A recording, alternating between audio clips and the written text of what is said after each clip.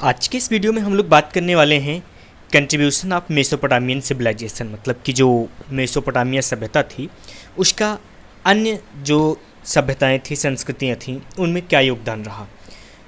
Video की शुरुआत करते हैं। स्वागत है आप सभी का। वीडियो के लास्ट तक बने रहिएगा। इसमें दो टॉपिक आज हम लोग कवर करने वाले हैं, contribution of Mesopotamian civilisation and second cover करने वाले हैं मेसोपोटामियन सिविलाइजेशन की डिक्लाइन, किस तरीके से इसका पतन हो गया। तो ये दोनों टॉपिक बड़े ही इम्पोर्टेंट हैं और इस चैप्टर के ये दो लास्ट टॉपिक बचे हुए थे जिसके बारे में आज हम लोग डिस्कस करने वाले हैं। सो देरी न करते हुए स्टार्ट करते हैं। Contribution of Mesopotamian civilisation. So first one बात करते हैं मेसोपोटामियन स्क्रिप्ट की, यानी कि इनकी जो लिपि थी वो लिपि किस तरीके से अन्य सभ्यताओं या अन्य जो संस्कृतियाँ थी उनके लिए एक योगदान बनी, एक तरीके से ये कह सकते हैं कि वरदान बनी। The Mesopotamian develop the script of their own. Mesopotamia के जो लोग थे उन्होंने अपनी खुद की एक स्क्रिप्ट यानी लिपि बनाई। लिपि क्या होता है फ्रेंड, ज़रा सा इसको समझ लेते हैं। ज़्यादातर मैंने देखा है जब क्लास में भी पढ़ाता रहता हूँ, तो हालांकि वैसे मैं हिंदी का टीचर नहीं हूँ लेकिन हिंदी में भी पूछता हूँ तो बच्चे कन्फ्यूज़ हो जाते हैं। लिपि होती है जैसे हम जब लिखते हैं ए, तो ये हम लिखते जो हैं यही है लिपि, लिखने का एक सिंबल, एक तरीका। अगर हमको लिखना है का तो हम ऐसे ही लिखेंगे। क्यों? क्योंकि यही तरीका या यही सिंबल निर्धारित किया गया है। जिस तरीके से एक प्रतीक चिन्ह होता है तो यही वो प्रतीक चिन्ह है जिनको जब हम बोलते हैं, उच्चारित करते हैं तो ऐसे ही ध्वनि निकलती। जैसे क कह रहे हैं तो हमारी ध्वनि भी ऐसे ही निकल रही, क के जैसे ही, और उसके लिए सिंबल हमने इस तरीके से बना दिया। तो देवनागरी का ये सिंबल होता है, उसी तरीके से ये अंग्रेजी का ये ए जब बोलते हैं तो इसका ये सिंबल या प्रतीक चिन्ह होता है जिसे हम लिपि नाम से जानते हैं। लिपि नाम से क्यों जानते हैं? क्योंकि हर एक भाषा के जो लिपि है उसके इतने पर्याप्त अक्षर बनाए गए हैं कि उन अक्षरों को मिलाकर के शब्द और उन शब्दों को मिलाकर के वाक्य बना दिया जाता है, तो इसीलिए इसका लिपि का नाम दिया जाता है। तो मेसोपोटामिया के लोगों की भी लिपि थी जिसका नाम था क्यूनिफॉर्म। ये इंपॉर्टेंट है, अगर आप किसी भी एग्ज़ाम की तैयारी कर रहे हैं तो आपसे पूछा जा सकता है कि मेसोपोटामियन स्क्रिप्ट कौन सी थी। सो ये था cuneiform. As the symbols used were base shape. Cuneus in Latin means base. Base का मतलब होता है जैसे हम कोई भी किराया देते हैं या पैसा देते हैं तो जो हमारी मोहर होती है या जो हमारे सिक्के हैं, इन भारत की बात में अगर बात करें तो भारत का जो सिक्का है तो सिक्के में कुछ छपा हुआ होता है। जैसे 1 रुपये का है तो उसमें 1 रुपये का चिन्ह छपा होता है और एक तरफ में जो हमारा राज्य चिन्ह है वो छपा होता है। तो ऐसे ही जो इनकी लिपि थी वो लिपि कुछ इस तरीके से तैयार की गई थी को बेज चिन्ह के रूप में यूज़ होती थी। They use to write from right to left, यानी कि वो जो लिखते थे वो राइट से लेफ्ट की तरफ में लिखते थे, इधर से इधर की साइड में। But at that time they had neither the paper nor the pen और पेंसिल टू राइट। लिखने का तरीका पता था, लिखते थे, लेकिन उनके पास में उस समय ना तो कोई पेपर था, ना ही कोई पेन थी या कोई पेंसिल थी। जिस तरीके से आज हमारे पास में पेपर, पेन, पेंसिल सब अवेलेबल है, यहाँ तक कि हम जो आज टेक की दुनिया में इतना आ गए, सॉफ्ट कॉपी में सब चीज़ें अवेलेबल है, उनके पास में लिखने के लिए सब चीज़ें नहीं होती थी।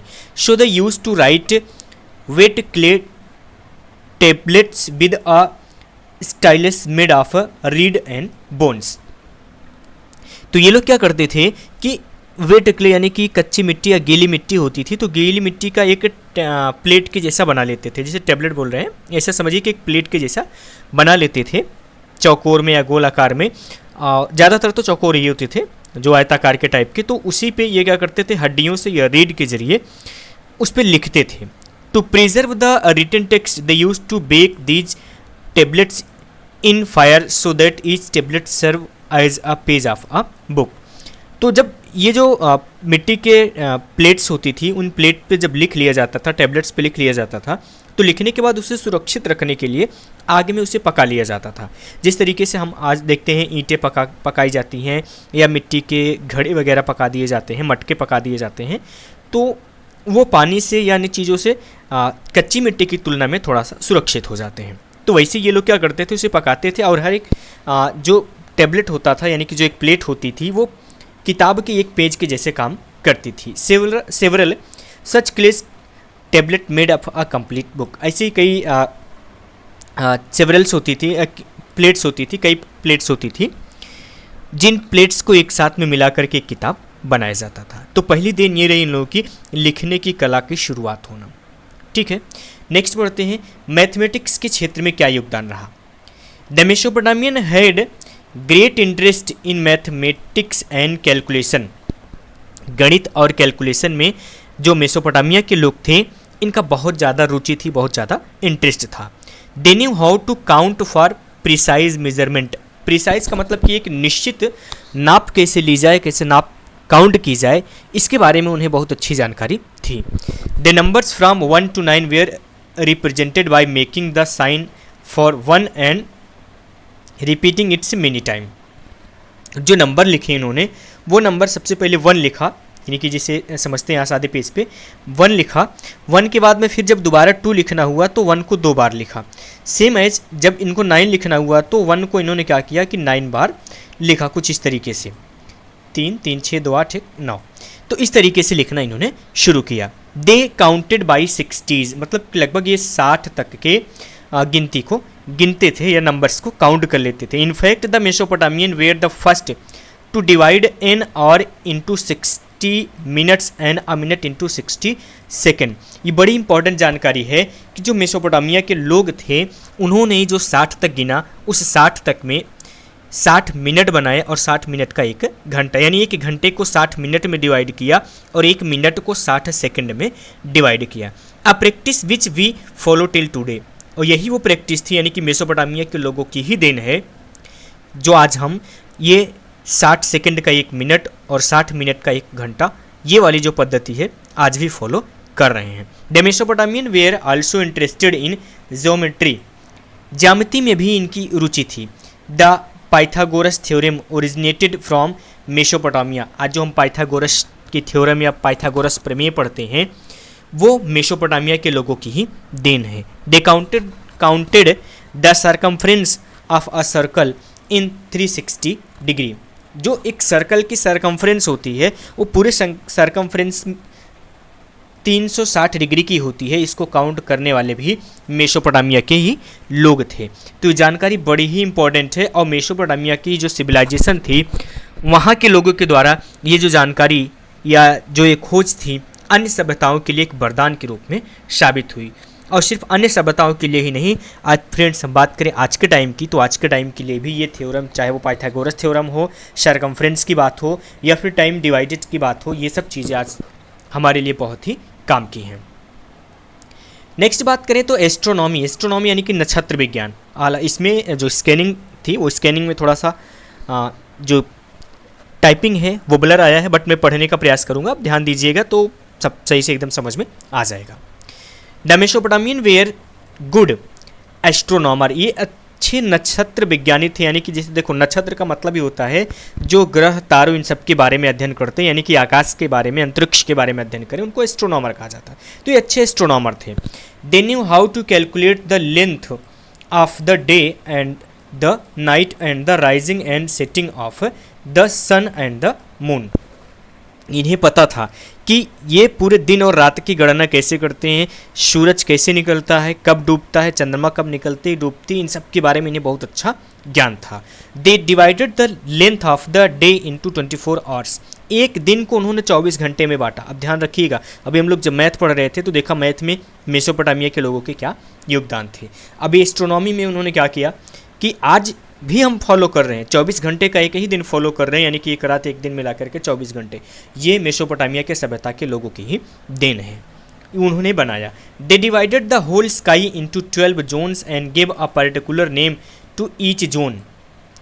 उन्होंने पूरा जो आसमान है उसे 12 जोन में, यानी कि 12 अलग अलग क्षेत्रों में विभाजित किया, बांटा, और हर एक पर्टिकुलर क्षेत्र का एक नाम दिया। What has come to us as 12 zodiac sign are राशिस। आज हम जो राशि फल देखते हैं, राशियों की बात करते हैं कि आज किस राशि में क्या होने वाला है, जो प्रेडिक्ट किया जाता है, जिसे हम ज्योतिष शास्त्र में देखते हैं, उस ज्योतिष शास्त्र के जन्मदाता भी मेसोपोटामिया के लोग रहे हैं। यानी कि पूरे के पूरे आसमान को 12 अलग अलग भागों में विभाजित किया और हर एक भाग के लिए एक राशि का योगदान दिया, यानी कि एक राशि बनाया। अब फ्रेंड्स, थोड़ा सा इस वीडियो में जो पॉइंट्स यानी कि जो लिखे हुए हैं उसको थोड़ा सा छोड़ करके थोड़ी इस तरह बढ़ते हैं कि जो राशिफल ये जो स्काई में इस तरीके से दिया गया है, मैंने कई लोगों से बात की, कई लोगों से डिस्कस किया, खुद भी सोचा, तो कुछ लोगों ने अलग अलग चीज़ें बताई। जैसे कुछ लोग ग्रह के बारे में बात करते हैं कि ये शनि ग्रह है, ख़तरनाक होता है, या ये ग्रह है अच्छा होता है। तो हर एक ज्योतिष में भी यही चीज़ देखने को मिली, लेकिन मेरे दिमाग में ये प्रश्न चलता रहा। और कुछ ही दिन पहले मैं ऐसे ही फील्ड में घूम रहा था तो एक व्यक्ति मिले, हालांकि वो भी एक मंदिर में पुजारी ही हैं, महंत हैं, पूजा करते हैं, लेकिन उन्होंने जो जवाब दिया, उन्होंने जो बातें मुझे बताई, उसको देख करके काफ़ी सहमति मुझे जगी। उन्होंने कहा कि एक सामान्य सी बात को समझो कि जब ज्वार और भाटा आता है, यानी कि ज्वार आता है फिर भाटा होता है, यानी कि समुद्र का जो पानी होता है ऊपर की तरफ में उठ करके किनारे पे खूब चढ़ाता है फिर वापस जाता है, तो क्यों होता है? तो जाहिर सी बात है, हमने भी पढ़ा और आपने भी पढ़ा है कि ये जो विज्ञान कहता है वो चंद्रमा का गुरुत्वाकर्षण की वजह से कहता है कि यानी कि चंद्रमा का गुरुत्वाकर्षण बल जब बढ़ता है तो ज्वार आता है, जब घटता है तो भाटा आता है, यानी कि समुद्र का पानी ऊपर उठता है फिर से नीचे चला जाता है। कि ऐसे ही सोचो कि जो गुरुत्वाकर्षण है वो समुद्र के पानी को हिला सकता है। हमारे पूरे ब्रह्मांड का जो सोर्स है एनर्जी का, वो एनर्जी का सोर्स हमारा सन है, यानी कि सूरज। अब सूरज से जो प्रकाश पड़ रहा है वो हर एक अलग अलग ग्रहों पे पड़ रहा है, जैसे हमारी पृथ्वी पे भी पड़ता है, अन्य जो ग्रह हैं उन पे भी पड़ता है, लेकिन वो टकरा करके वापस आता है। जैसे चंद्रमा पे टकराता है तो चंद्रमा के प्रकाश वापस आता है, पृथ्वी पे पड़ता है। सेम एज अलग अलग जो ग्रह हैं उनसे भी इफेक्ट पड़ते हैं। ये जिस तरीके से गुरुत्वाकर्षण है, ऐसी एनर्जी निकलती है अलग अलग ग्रहों से भी। तो ये जो 12 जोन्स में बटे हुए ये पूरा का पूरा आसमान है, इस पूरे 12 जोन में से अलग अलग जोन में जब ग्रह होते हैं तो उन ग्रहों पे जब सूर्य का प्रकाश पड़ता है, वापस वहाँ से एनर्जी टकरा करके आती है और पृथ्वी पे पड़ती है, तो वो एनर्जी या तो पॉजिटिव फॉर्म में होती है या निगेटिव फॉर्म में होती है। तो जब पॉजिटिव फॉर्म में होती है यानी कि सकारात्मक होती है, तो व्यक्ति का जो शारीरिक और मानसिक सोचने विचारने की या फिर चलने फिरने की क्षमता होती है वो ऊर्जा से भरी हुई होती है। लेकिन जब वो नकारात्मक रूप से मिलती है, एनर्जी प्राप्त होती है, तो शरीर की ऊर्जा को भी वो खींच लेती है, पॉजिटिव ऊर्जा को खींच लेती है, जिससे व्यक्ति नर्वस फील करता है, परेशान होता है, या ऐसे कहें कि जब ऊर्जा नहीं मिल पाती है तो उसका दिमाग भी सही से काम नहीं कर पाता। तो जब मैं उनकी इस बात को सुना तो थोड़ा सा आश्चर्य हुआ, लेकिन वाकई उनको जो कह रहे थे अगर देखा जाए तो लगभग बात सही है। इस मामले में आपका क्या विचार है, आप ज़रूर कमेंट करके बताइएगा। हालांकि ये मेरे खुद की नहीं, मैंने कहा ना कि मैं डिस्कस करता, ज़्यादातर लोगों से ये डिस्कस करता हूँ, कुछ ना कुछ बातें डिस्कस करता हूँ। तो जब मैं डिस्कस कर रहा था तो मुझे ये जानने को मिला। बढ़ते हैं आगे। द मेसोपोटामियन है develop even observatories to study stars and planets. Observatory यानी कि उन्होंने नक्षत्रशाला भी बनाई जहाँ से वो स्टार्स के बारे में और प्लैनेट्स के बारे में अध्ययन कर सकें, इतना वो उन्होंने डेवलप किया। सो आप देख सकते हैं कि मेसोपोटामिया सभ्यता का पूरी दुनिया की अन्य सभ्यताओं पे, या यूँ कहें कि आज की हमारी जो सभ्यता है उस पर कितना बड़ा इनका योगदान रहा है। नेक्स्ट पॉइंट की बात करें तो इनका है लीगल सिस्टम, यानी कि जिसे हम कह सकते हैं न्याय व्यवस्था। सो एक राजा थे जिनका नाम था Hammurabi. The famous Mesopotamian ruler was much concern about the welfare of his people. तो जो हम्मुरबी थे एक ऐसे शासक हुए जो अपनी प्रजा की देखभाल और उनके कल्याण के बारे में बहुत ज़्यादा सजग रहते थे, बहुत ज़्यादा जागरूक रहते थे। He wanted to be just ruler and therefore made a code of law. एक न्याय करने वाले शासक के रूप में हुए, हम अपने आप को प्रेजेंट करते थे, और इसी वजह से उन्होंने एक कोड ऑफ रूल लिखा, ठीक, कि कोड ऑफ लॉ लिखा, यानी कि जिसे हम कह सकते हैं न्याय संहिता। जिस तरीके से आज एक कोड ऑफ लॉ है वैसी तरीके से उन्होंने लिखा। Dealing with the every aspect of human life, जिसमें उन्होंने मानव जीवन के सभी एक्सपेक्ट्स यानी कि सभी पहलुओं को ध्यान में रखते हुए इस कोड को या इस कानून को बनाया। The code consist of 282 of his legal decisions. उसमें 282 उनके डिसीजंस ऐसे हैं जो उस किताब में या उस कोड ऑफ लॉ में लिखे गए हैं। Engrave on a stone slab, वो एक स्टोन के स्लैब पर यानी कि स्टोन पत्थर के स्लैब पर उसे उकेरा गया, यानी कि जिस तरीके से देखते हो कि कोई नेम प्लेट होती है उकेर करके लिखा जाता है, सेम वैसे ही लिखा गया। It is said to be one of the oldest legal code to human known to human beings. ऐसा कहा जाता है कि ये जो लीगल कोड बनाया गया या न्याय के लिए जो कानून बनाया गया, यह मानव सभ्यता में सबसे प्राचीन या सबसे पुराना कोड माना जाता है। तो देख सकते हैं कि मेसोपोटामिया के जो लोग थे उनका जो योगदान है वो उनके साथ ही साथ चलने वाले उनकी बाद की जो सभ्यताएं आई उनकी आज तक में कितना बड़ा योगदान रहा है। At the top of the stone slab is a curving of sun god. तो जो स्टोन की स्लैब है उस पर सबसे ऊपर एक सन गॉड की तस्वीर है या फोटो बनाई गई है, जो कुछ इस तरीके से दिखाई देता है। ये कोड ऑफ लॉ जो उन्होंने बनवाया था, तो ये ऊपर की साइड में इस तरीके से ये दिखाई दे रही है। द गॉड ऑफ जस्टिस, जिन्हें न्याय के देवता के रूप में प्रस्तुत किया गया है। अब अगर आप एग्ज़ाम की तैयारी कर रहे हैं तो ये आपके लिए बड़ा इंपॉर्टेंट है। आपसे पूछा जा सकता है कि जो हम्मरबी नाम के राजा कोड ऑफ लॉ बनवाए थे उसमें किस देवता की जिक्र किया गया है या किस प्रतीक के रूप में माना गया है। तो सन गॉड यानी कि सूर्य देवता हैं और न्याय के देवता के प्रतीक के रूप में उन्हें सबसे पहले उनके चित्र को या उनकी छवि को उकेरा गया है। Handing the law of the Hammurabi, ठीक, तो ये हम्मरबी का जो हैंडिंग यानी कि जो शासन का जो नियम था, जो 282 लिखे गए कोड, उनके सबसे ऊपर शुरुआत में सूर्य देवता बनाए गए हैं। The code says that the god has given the royal power to the Hammurabi to protect the weak from the strong.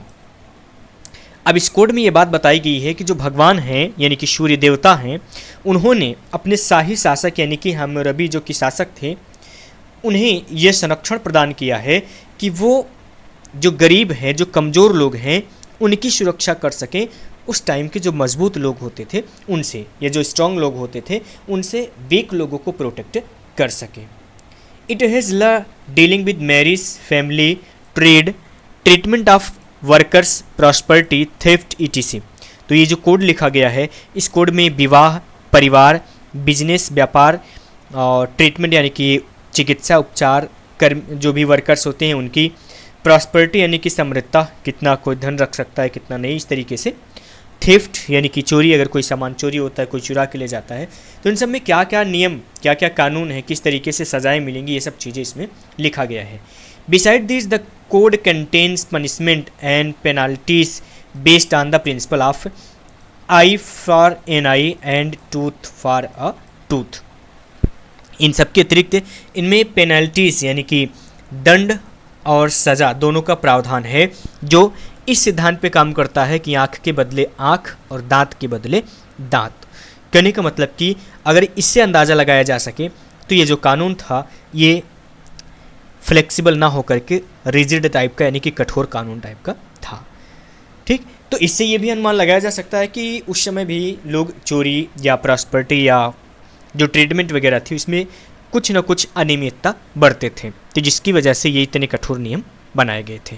But फिलहाल ये पहला टॉपिक हमने कंप्लीट किया जिसमें ये समझने का प्रयास किया कि किस तरीके से मेसोपोटामिया के लोगों के द्वारा जो खोज की गई, चाहे वो गणित की हो, चाहे वो एस्ट्रोनॉमी की हो, वो चीज़ें आज के जो अन्य सिविलाइजेशन है वो किस तरीके से फॉलो कर रही हैं। अब बात कर लेते हैं इनके डिक्लाइन की, यानी कि पतन, कैसे पतन हो गया इतनी बड़ी सभ्यता का जो इतनी वैज्ञानिक रूप से विकसित थी, इतने जो सोसाइटीज़ थी वो सोसाइटीज़ इतनी अच्छी थी, तो किस तरीके से इसका पतन हो गया। So various reason have been given by the historian for the decline of the Mesopotamian civilization. तो जो ये मेसोपोटामिया की सभ्यता है, इसके डिक्लाइन, इसके पतन के बारे में जो इतिहासकार हैं वो अलग अलग कारण बताते हैं। They include the sudden change in the course of river Euphrates, जो फरात नाम की नदी थी, उस नदी का अचानक से अपने रास्ते को बदल देना एक वजह ये बताई गई। चेंजिंग इन द इन्वायरमेंट, वातावरण में परिवर्तन या माहौल, जैसे कि इन्वायरमेंट है तो इन्वायरमेंट में चेंजेस आया होगा अचानक से, जो वहाँ के लोग झेल नहीं पाए होंगे, किसी का कहना है। द फ्रीक्वेंट वॉर, मतलब कि ज़्यादातर अगर युद्ध हुए होंगे, ये भी कारण हो सकता है सभ्यता के पतन होने का।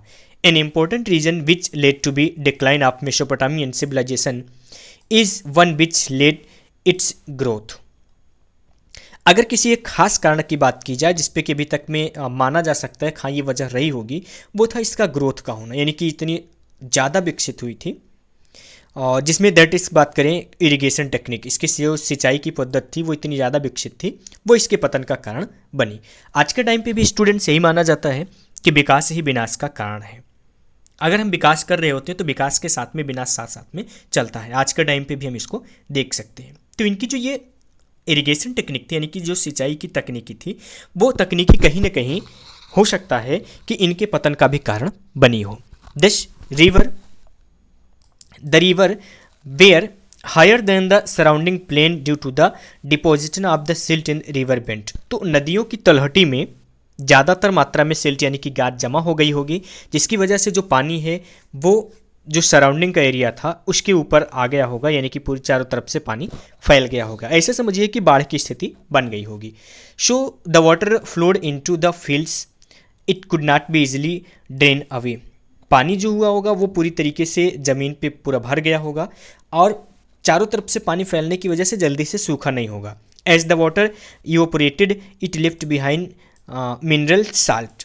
अब जब वापस पानी सूखा होगा तो पानी सूखा भले होगा लेकिन उसके साथ में उसने खनिज और उसमें लवण की मात्रा यानी कि नमक की मात्रा छोड़ी होगी। तो जिस भी मिट्टी में नमक की मात्रा या साल्ट की मात्रा आ जाती है वो मिट्टी उपजाऊ नहीं रह जाती। This led to be sale erosion and could not longer support crop. अब ये कारण रहा होगा यही कि इससे मिट्टी का कटाव हुआ होगा और फसलें अच्छी तरीके से उगी नहीं होंगी, तो हो सकता है कि अकाल की वजह से भी लोगों की मृत्यु हुई हो। बट अभी के लिए श्योर ये नहीं कहा जा सकता हाँ कोई एक जेन्युइन कारण कि इसी की वजह से सभ्यता का अंत हुआ। बट हाँ इनमें कई कारण हो सकते हैं जिनमें एक कारण ये ज़्यादा उस पर माना जा सकता है हाँ ये कारण रहा होगा। रीजन था कि दो नदियों के बीच की सभ्यता थी दजल और फरात, और अगर नदियाँ दोनों तरफ से उफान पे आई या बाढ़ आया तो सभ्यता का ख़त्म होना लगभग तय सा था। तो इस पॉइंट्स को या इस बिंदु को हम हायर प्रायोरिटी पे लेके चलते हैं कि कुछ ऐसा ही हुआ रहा होगा।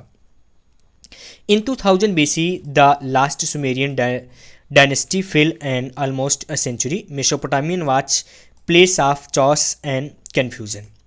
लगभग 2000 BC के आसपास तक जो लास्ट सुमेरियन शासक था या डायनेस्टी थी वो पूरी तरीके से ध्वस्त या ख़त्म हो चुकी। और कुछ दिनों तक जो मेसोपोटामिया था वहाँ पे भ्रम का शासन, यानी कि पूरी तरीके से भ्रम में वो जिए, भ्रम और उलझन में, परेशानी में कर सकते, कन्फ्यूजन में। उन्हें नहीं समझ में आया होगा कि किस तरीके से क्या करना है। Finally it was the invention of the Hittites which marked the end of the old Babylonian. और अंततः ये कह सकते हैं कि हिटीस जो एक दूसरी जनजाति थी उनका इन्वेंशन हुआ, वो आक्रमण किए होंगे और बेबीलोनिया की जो पुरानी सभ्यता थी इस पूरी की पूरी सभ्यता को उन्होंने ख़त्म कर दिया होगा। और ये कह सकते हैं कि empire of Mesopotamia between 900 BC to 1600 BC, यानी 1900 से लेकर के 1600 BC के आसपास तक जो बेबीलोनिया लास्ट की सभ्यता बची हुई थी उसका भी एकदम पूरी तरीके से पतन हो चुका होगा, ऐसा माना जाता है। जेन्युइन कारण फ्रेंड्स इसलिए एकदम से 100% इतिहासकार एक्यूरेट इसलिए नहीं हो पाते, रीज़न ये नहीं होता कि जब तक हमारे पास में फुल एविडेंस नहीं होंगे तो हम किसी भी बात को लेकर के इतिहास में खास करके ये नहीं कह सकते हाँ यही हुआ था। हम एक प्रिडिक्ट पे चलते हैं, एक जिस तरीके से कहते हैं कि भविष्यवाणी, तो वो कुछ इस तरीके से अनुमान पे चलते हैं हाँ ऐसा ही हुआ रहा होगा या इस तरीके से होता रहा होगा। और इस तरीके से चैप्टर कंप्लीट होता है। इसमें एक हिस्ट्री की फाइल जो देख लेते हैं, कैलेंडर इंपॉर्टेंट है। The Mesopotamian had develop a calendar based on the moon known as the lunar calendar. तो मेसोपोटामिया के लोगों ने एक कैलेंडर बनाया जो कि लूनर कैलेंडर के रूप में जाना जाता है, यानी कि वो चंद्रमा की गति के ऊपर आधारित था, किस तरीके से चंद्रमा गति कर रहा है, चल रहा है, उसी के ऊपर चलता था। This calendar had 12 months in a year, 30 days in a month and 24 hours in a day. It was however 11 days less than the solar year. अब ये जो इन्होंने बनाया था 30 दिन का बनाया था, 12 महीने का एक साल होता है, 30 दिन का एक महीना होता है, 24 घंटे का एक दिन होता है। तो इस तरीके से इन्होंने कैलेंडर को बनाया था जो लूनर कैलेंडर के रूप में जाना जाता था। या पॉइंट वाली बात यह है कि ये चंद्रमा के ऊपर आधारित कैलेंडर था। आज भी बहुत से जो कैलेंडर चलते हैं, जैसे इस्लाम धर्म की बात करें तो भी चंद्रमा की गति के आधार पर ही काम करते हैं, या पूरा उनका जो नियम चलता है वो चंद्रमा की गति के आधार पर कैलेंडर उनका चलता है। इसीलिए उनके जो भी त्यौहार होते हैं वो त्यौहार चांद को देख करके ही ज़्यादातर मनाया जाता है, खास करके ईद की बात करें तो। सो however 11 days less than the solar years, पूरे सोलर ईयर में यानी कि जिस तरीके से हम देखते हैं तो 11 दिन क्या थे कि कम थे 11 दिन, ठीक। तो ये हो गया हिस्ट्री फाइल। नाउ बात कर लेते हैं कुछ इस पूरे के पूरे चैप्टर में कुछ ऐसे पॉइंट्स आए जिनके बारे में, जैसे सिल्ट की हमने बात की तो fine sand or clay carried by the running water. तो ये तो सबको पता होगा कि जब पानी चलता है तो उसके साथ में मिट्टी के छोटे छोटे कण चलते हैं जो एक जगह से दूसरी जगह जा कर के इकट्ठा होते हैं, जिसे सिल्ट कहा जाता है। दूसरा था kiln, an oven where bricks are baked or dried. तो किन या क्लिन नाम का एक ऐसा ओवन, जिसे कह सकते हैं कि चूल्हा या भट्टा था जिसमें ईंटों को पकाया जाता था। Irrigation, supply water to crop by artificial means such as by building canals dam etc। मतलब कि डैम बना करके और नहर बना करके कृत्रिम रूप से फसलों की सिंचाई करना ये इरिगेशन कहलाता है। Commerce, the activity of buying and selling a large scales, मतलब कि लार्ज स्केल पे जब कोई भी खरीदारी की जाती है या सामान को बेचा जाता है सो उसे हम कॉमर्स का रूप दे देते हैं। Stylus, a pointed implement issued by the writing. तो पॉइंटेड इम्प्लीमेंट का मतलब कि एक तरीका जो लिखने के लिए प्रयोग में किया जाता था। रीड, अ टाल plant with a hello stem. एक रीड जो होता है ये लंबा सा पौधा होता है, उसकी जो तना होता है वो खोखला होता है, उससे भी लिखने का प्रयास किया जाता था। कुछ पॉइंट्स हैं, इन पॉइंट्स को कंप्लीट कर लेते हैं चूँकि यही होते हैं जो पूरे के पूरे चैप्टर की समरी होते हैं। So the Mesopotamian civilization develop the bank of the Tigris and Euphrates. तो द जलफरात नदियों के बीच में ये सभ्यता विकसित हुई। Each city was divided into the wall city, the sacred zone and the outer town. तीनों के बारे में हम लोगों ने डिस्कस कर लिया है, अगर आपने नहीं देखा तो लास्ट वाले वीडियो में जा करके ज़रूर देखिएगा। नेक्स्ट है Mesopotamian society was divided into 3 classes, upper class, middle class and lower class. जो मेसोपोटामिया की समाज था 3 अलग अलग क्लासेस में डिवाइड था। Now next point, the main occupation of the Mesopotamian was agriculture, beside they were priest scribes, artist, healer, weaver, potters, fisherman and shoemakers. मतलब मुख्य जो इनका बात करें ऑक्यूपेशन तो वो खेती था, लेकिन खेती के अतिरिक्त भी प्राइट, स्क्राइब, इस तरीके से अलग अलग लोग रहते थे। Cities were centre of administration, trade and commerce. जो शहर थे वो प्रशासन के, व्यवसाय के और वाणिज्य के केंद्र हुआ करते थे। Mesopotamian develop coins, weight and measures. Mesopotamia के लोगों ने ही सिक्के की शुरुआत की, वजन नापने की शुरुआत की और लंबाई को नापने की भी शुरुआत की। Worship many god and build temple called ziggurats. ढेर सारे देवताओं की पूजा होती थी, मंदिर बनाए जाते थे जिसे जिगुरत कहा जाता था। Mesopotamian use cuneiform script, they use to write on clay tablets. के बारे में भी हाल ही में हम लोगों ने स्टार्टिंग में डिस्कस किया कि एक यूनिफॉर्म क्या थी, एक स्क्रिप्ट थी, इनके लिखने की एक कला थी जो वो क्ले टेबलेट के ऊपर यानी कि मिट्टी के बड़े बड़े प्लेट्स के ऊपर लिखा करते थे। सो ये चैप्टर कंप्लीट हुआ। मेरे एक फ्रेंड ने रिक्वेस्ट भी किया था कि इस पूरे चैप्टर को कंप्लीट कर दीजिए। सो आपकी डिमांड पे चैप्टर कंप्लीट हुआ। वीडियो पूरा पसंद आया, आपने पूरा देखा तो लाइक ज़रूर कीजिए, और यदि पहली बार वीडियो को देख रहे हैं या अभी तक चैनल को सब्सक्राइब नहीं किया हुआ तो प्लीज़ यार चैनल को सब्सक्राइब कर लीजिए, और अगली वीडियो की नोटिफिकेशन पाने के लिए बेल आइकन को ऑल पे सेलेक्ट कर लीजिए। मिलते हैं अगली वीडियो में। पूरा देखने के लिए बहुत बहुत धन्यवाद।